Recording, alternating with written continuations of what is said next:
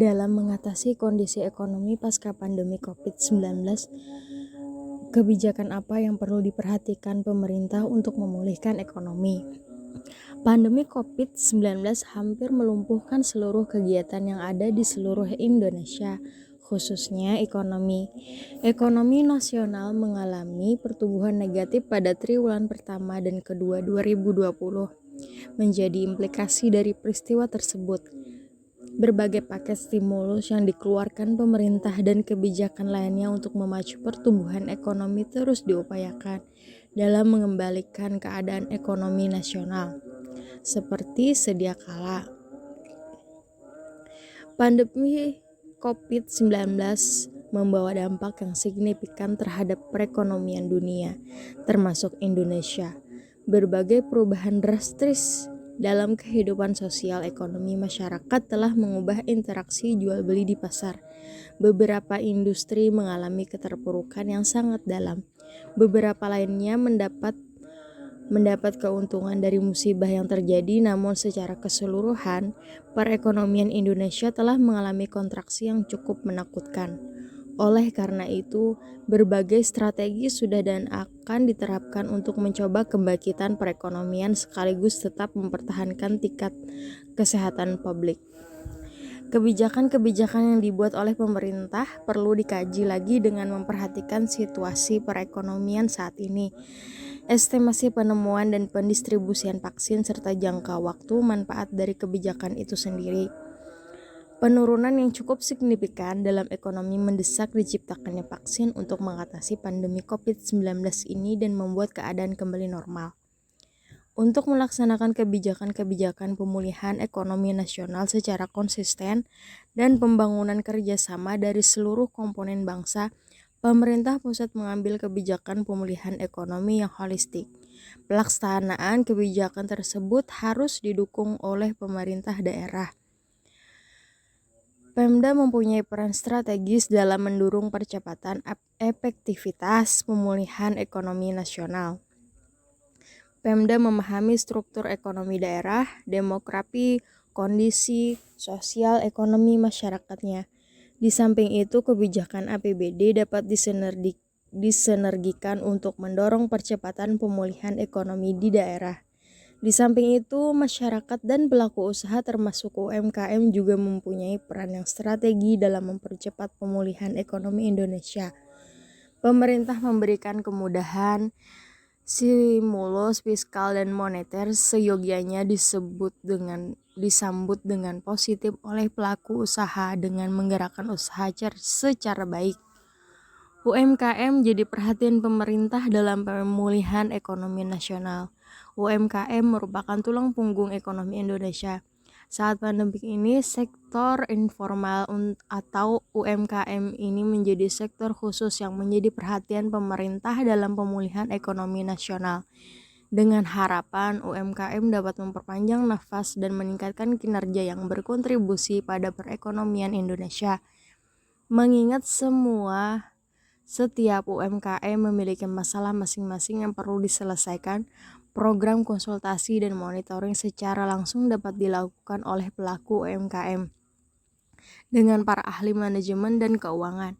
Penerapan pelatihan tersebut juga dapat membuat para pelaku UMKM menjadi melek finansial sehingga dapat memanfaatkan dana bantuan dari pemerintah dengan benar. Tidak hanya menguntungkan pihak UMKM, kebijakan ini juga dapat membuka lapangan kerja bagi para ahli manajemen dan keuangan. Kontribusi membangun negara, millennials bisa langsung di era baru digital.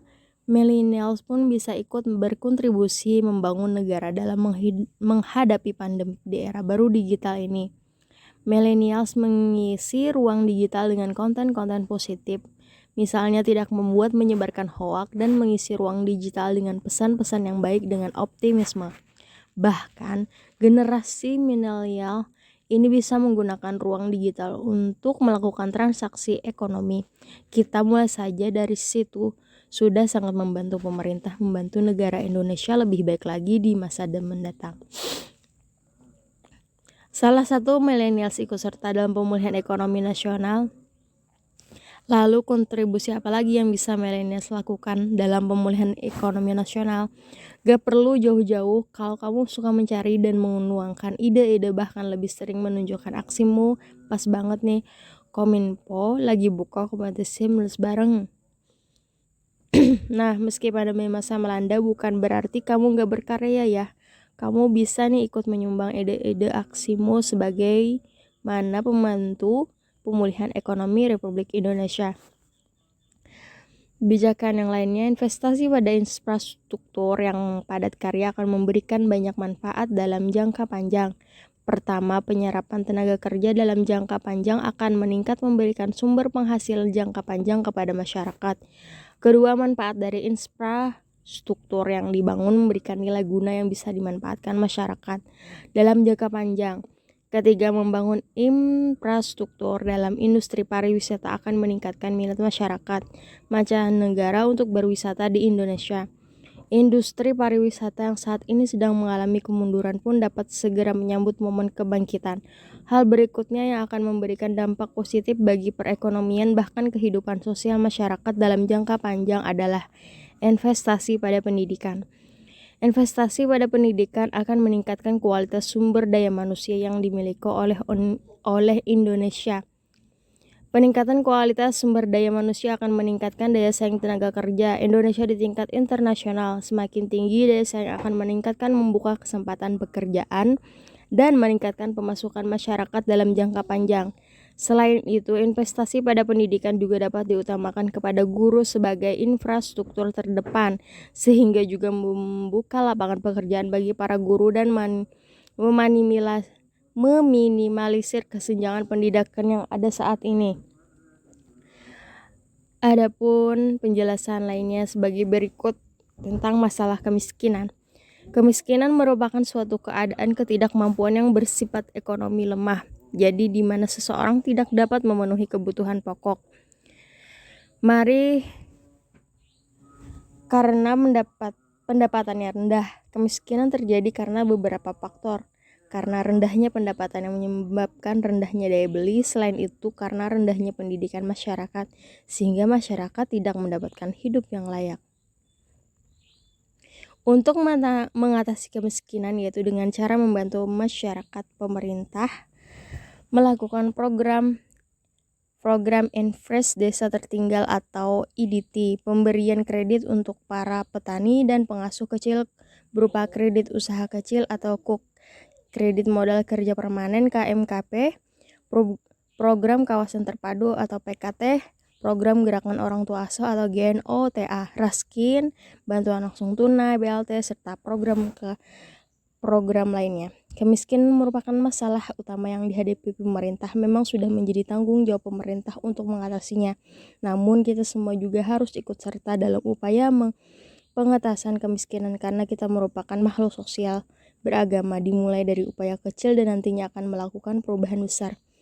Solusi atas masalah kemiskinan yang dapat kita upayakan yaitu dengan dimulai dari diri sendiri, mulai detik ini dan hingga akhir nanti. Maksudnya kalian sebagai pelajar belajarlah dengan tekun untuk masa depan diri kalian sendiri serta nantinya akan berkembang potensi positif kalian untuk berguna bagi masyarakat. Contohnya, jika kalian belajar dengan tekun maka kalian membentuk diri sebagai pribadi yang intelektual serta berakhlak mulia. Potensi positif tersebut dapat digunakan untuk memperoleh pekerjaan yang layak sehingga pendapatan yang kalian dapatkan akan membuat kalian jauh dari kemiskinan dan pendapatan tersebut dapat kalian sisihkan untuk membantu sesama seperti membagikan sembako atau kebutuhan-kebutuhan lainnya, berpartisipasi aktif dalam kegiatan sosial dan lain-lain. Masalah keterbelakangan merupakan suatu keadaan yang kurang baik jika dibandingkan dengan keadaan lingkungan lainnya. Keterbelakangan dalam hal ini dimaksud adalah ketertinggalan dengan negara lain dilihat dari berbagai aspek serta berbagai bidang. Untuk mengatasi masalah keterbelakangan tersebut, pemerintah berupaya meningkatkan kualitas sumber daya manusia dengan melakukan program pendidikan seperti wajib belajar 9 tahun dan mengadakan pelatihan seperti balai latihan kerja. Selain itu, melakukan pertukaran tenaga ahli, melakukan transfer teknologi dari negara-negara maju. Masalah keterbelakangan merupakan masalah yang harus kita atasi bersama karena kita merupakan subjek atau objek dari permasalahan ini. Upaya yang dapat kita lakukan adalah dengan memiliki semangat ingin maju sehingga kita memiliki hasrat untuk belajar dan terus belajar terus.